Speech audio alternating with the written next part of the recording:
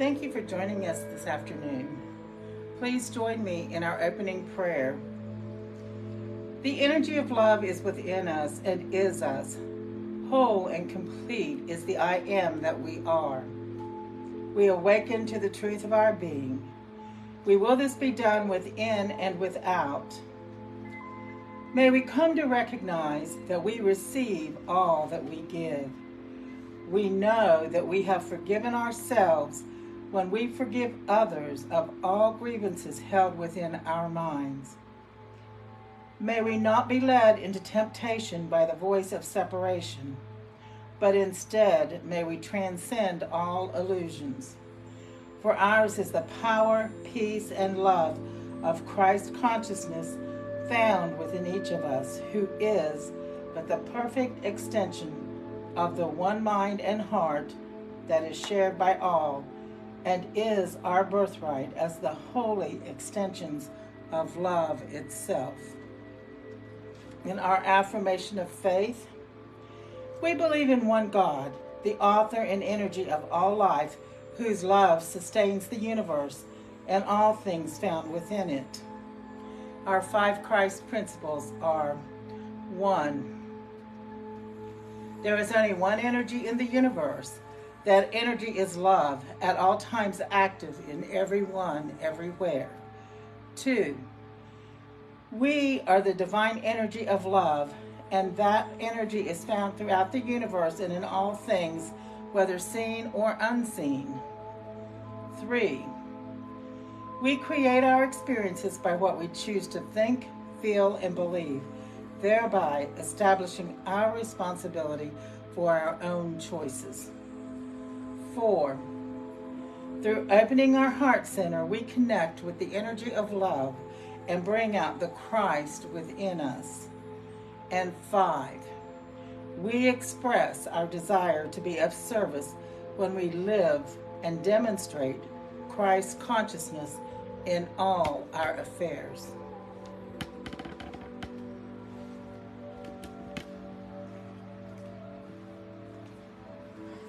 Thank you, Ms. Penny. And I'd like to welcome everyone who is here, those who are watching, and those who will watch later in the week. Welcome to the Church of Christ Consciousness. We really are here for those who are ready to live the truth of their being. So what is it that I want to discuss today? Well, I'd like to tell a little story first. Earlier this week, and I've shared kind of what I do as a morning routine. I always like to do my prayer meditation and then listen to something spiritual for a few minutes. Well, this week something popped on my phone, and it was just a short meme. And it was a question. It was a meme that just simply asked a question.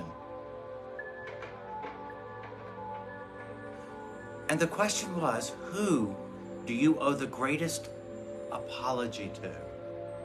Who do you owe the greatest apology to? Well, I sat back and I thought about it. And of course the answer is you. You owe the greatest apology to you. But why is that? I want you to think about something. I want you to think about self-talk, how we talk to ourselves. That internal dialogue that goes on and on and on. But now I want you to take it deeper to that internal dialogue that we don't always recognize that is going on. It's the self-talk where we beat ourselves up. We think we're not good enough, or we're blaming ourselves for something, or we think that we could have done something different to change some outcome. That negative self-talk is what keeps us bound to to the experiences that we have. Because that negative self-talk is reflective of the very beliefs that we have about ourselves, about each other, and about the world around us. That negative self-talk keeps us in a loop. Therefore, when we experience something, we will see it from the eyes or the filter of negativity. How else could we see it?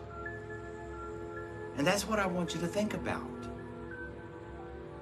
We're creating our experiences from the very self-talk that we have with ourselves, generally all day long.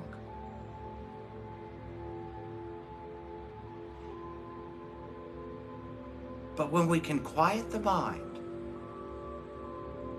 even for a moment, we will begin to realize what we're doing to ourselves and how we are hurting our own self. So I'm going to ask you a question. Think of the negative self-talk that you have with your own self, especially those that you are aware of. Later, I want you to reflect on it and just see how deep the negativity really runs. And recognize, most of you would never allow anyone to talk to you the way you talk to yourself. I mean, think about that. You would not allow anyone else to talk to you in the very manner that you talk to yourself. And then wonder why certain things keep happening over and over and over in your life. That negative self-talk is what we're putting out. Remember, thoughts are energy, and our feelings are, or emotions, let's call them emotions, are energy in motion. If we have a thought that we're not good enough, the feeling is worthlessness. And it is that feeling that is put out into the world. And we will have experiences that reflect back to us that very feeling that we are worthless. But what does that do? What does that reflection actually create? Well, I'll tell you what it does. It strengthens the belief that we're not good enough, thereby strengthening the feeling that we're worthless. And it can be any of a series of thoughts that become the self-talk. I want you to realize this.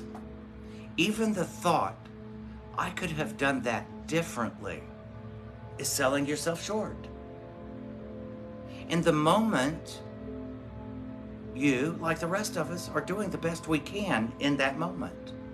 And to go back and look at it and say, well, I could have done it better. Maybe, maybe not.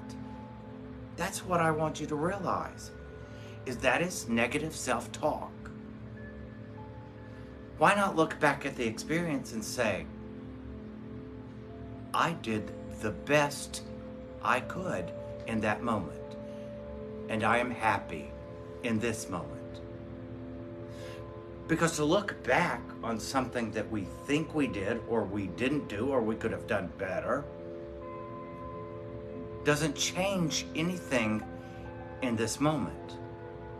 All it does is bring the past and what we consider to be our failures into this moment, which will then only stir the feeling of not being good enough, of worthlessness.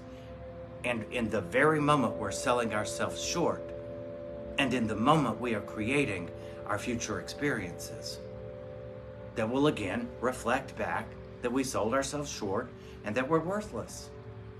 there's the never-ending loop. It's just a loop. It just keeps going and going and going until we make a conscious decision to stop. Once we make the conscious decision to stop, we must become aware of what we are saying to ourselves. What is that internal conversation? What does it look like? What does it sound like? What's coming up? And then just recognize their thoughts. You do not have to attach to those thoughts.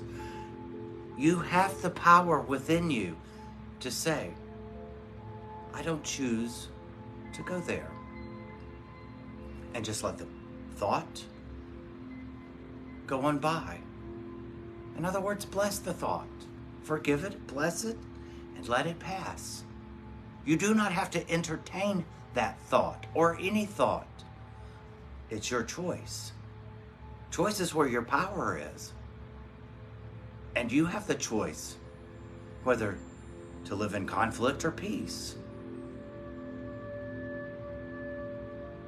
And you can simply say, I choose peace rather than this, whatever this is, fill in the blank.